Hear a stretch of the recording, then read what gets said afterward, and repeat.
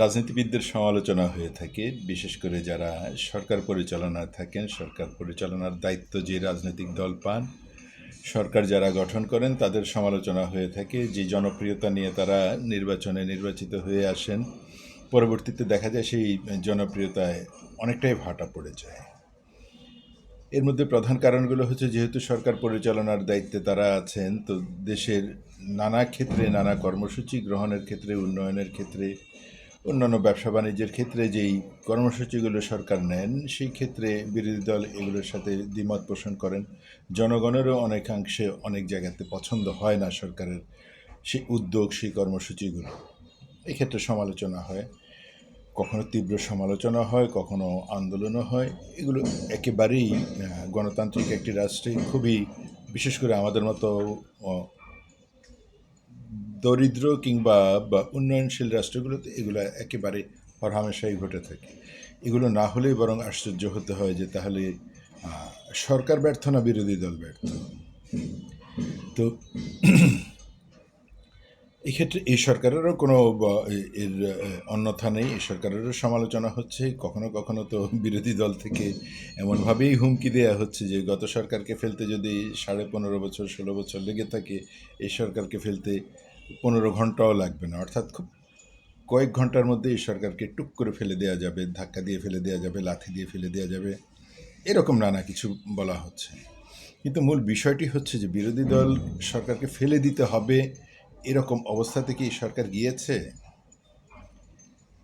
সেটি অবশ্যই আলোচনার বিষয়, সেটি অবশ্যই বিতর্কের বিষয়, মত দ্বিমতের বিষয়। তবে সবচেয়ে বড় বিষয় যেটি হয় সরকার পরিচালনার ক্ষেত্রে, সরকারি দলের নেতা কর্মীদের যে বেপরোয়া মনোভাব থাকে, এখানে থাবা দেয়া, সেখানে থাবা দেয়া, এই করা, সেই করা, ওই করা, এটা অনেক অংশেই, আমি বলবো না যে এটা একেবারেই সরকার পুরোপুরি নিয়ন্ত্রণ করতে পেরেছে, তা না।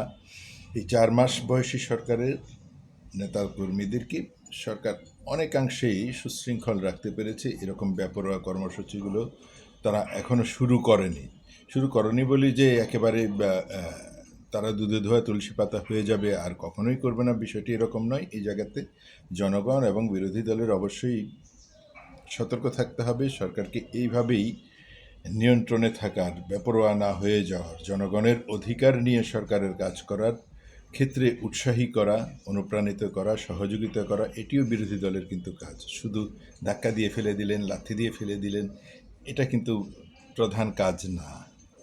আপনি সমালোচনা করবেন, তার সাথে সাথে তার কর্মসূচিগুলোকে এগিয়ে নেওয়ার ক্ষেত্রে আপনাদেরও ভূমিকা থাকতে হবে, সহযোগিতা থাকতে হবে। এটি হচ্ছে একটি বিষয়। কিন্তু সরকার যেই জায়গাটিতে তীব্রভাবে সমালোচিত হচ্ছেন সেটি হচ্ছে বিদ্যুৎ ব্যবস্থা। শহর কেন্দ্রিক বিদ্যুৎ ব্যবস্থা কিছুটা স্বাভাবিক থাকলেও বা অনেকাংশে স্বাভাবিক থাকলেও গ্রামগঞ্জে এটি একেবারে নাজুক অবস্থার মধ্যে পড়েছে। গ্রামে 24 ঘন্টার মধ্যে 8 ঘন্টাও বিদ্যুৎ পাওয়ার ক্ষেত্রে এটি একটি মারাত্মক আকার ধারণ করেছে। 8 ঘন্টাও বিদ্যুৎ পাওয়া যাচ্ছে না। বিদ্যুৎ একটি সেবা খাত এবং জনগণ এই সেবাটি সরকারের কাছ থেকে অর্থমূল্যে কিনে থাকেন। সরকার ন্যূনতম একটি অর্থ জনগণের কাছ থেকে নিয়ে এই সেবাটি দিয়ে থাকেন। যেহেতু আমাদের বাংলাদেশের অর্থনীতিটা এখনও পর্যন্ত কৃষি নির্ভর অর্থনীতি, অর্থাৎ গ্রামীণ অর্থনীতিটাই আমাদের এখানে এখনও ব্যাপকভাবে প্রভাব ফেলছে। আর শিল্পক্ষেত্র এই বিদ্যুৎ এবং গ্যাস, পানি এগুলো যদি নিরবিচ্ছিন্নভাবে না পায়, শিল্পখাতও মুখ থুবড়ে পড়ে যায়। সরকার এই জায়গাতে খেয়াল করছে কি না, বিরোধী দল এই জায়গাতে সরকারকে দৃষ্টিতে আনতে পারছে কি না, সরকারকে বোঝাতে সক্ষম হচ্ছে কি না, সরকারকে এই জায়গাতে আরও ভূমিকা রাখার ক্ষেত্রে প্রভাবিত করতে তারা কি উদ্যোগ নিয়েছেন, কি সমালোচনা করছেন, কি কর্মসূচি দিচ্ছেন, এটি এখনও পর্যন্ত চোখে পড়ছে না। তবে বিদ্যুৎ ব্যবস্থাটি অত্যন্ত অত্যন্ত গুরুত্বপূর্ণ একটি বিষয়। আমাদের গ্রাম থেকে বা বাংলাদেশের বিভিন্ন প্রান্ত থেকে আমাদের যে বন্ধু বান্ধব যারা আছেন তাদের কাছ থেকে যতটুকু আমরা তথ্য জানছি এবং নিয়মিতভাবেই সংবাদ মাধ্যমে যে তথ্যগুলো আসছে, সেখানে হচ্ছে গ্রাম অঞ্চলে বিদ্যুৎ ব্যবস্থাটি খুবই নাজুক অবস্থার মধ্যে পড়েছে। এই ক্ষেত্রে আসলে কারা দায়ী? সরকার বলতে মন্ত্রী, এমপি এরা দায়ী, নাকি প্রশাসনের লোকজন দায়ী, যারা এই বিদ্যুৎ সেক্টরে কর্মকর্তা কর্মচারী আছেন তারা দায়ী? কোথায় সমস্যা? নাকি জ্বালানি তেলের সরবরাহের কারণে, গ্যাসের সরবরাহের বিঘ্নের কারণে, কয়লার সরবরাহের বিঘ্নের কারণে এই সমস্যাটি হচ্ছে? এগুলো আসলে সরকারকেই খুঁজে বের করতে হবে।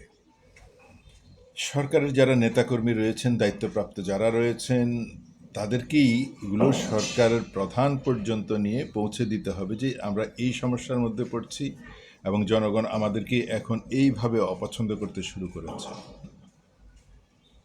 এটি একটি অত্যন্ত গুরুত্বপূর্ণ বিষয়, কারণ এই বিদ্যুৎ সরবরাহ না থাকলে আপনি কৃষির যে সেচ ব্যবস্থা এটি ভেঙে পড়বে, আমার যে বিপণী বিতানের যে ব্যবসা বাণিজ্য সেটি বন্ধ হয়ে যাবে, শিল্পের যে উৎপাদন এটি বন্ধ হয়ে যাবে।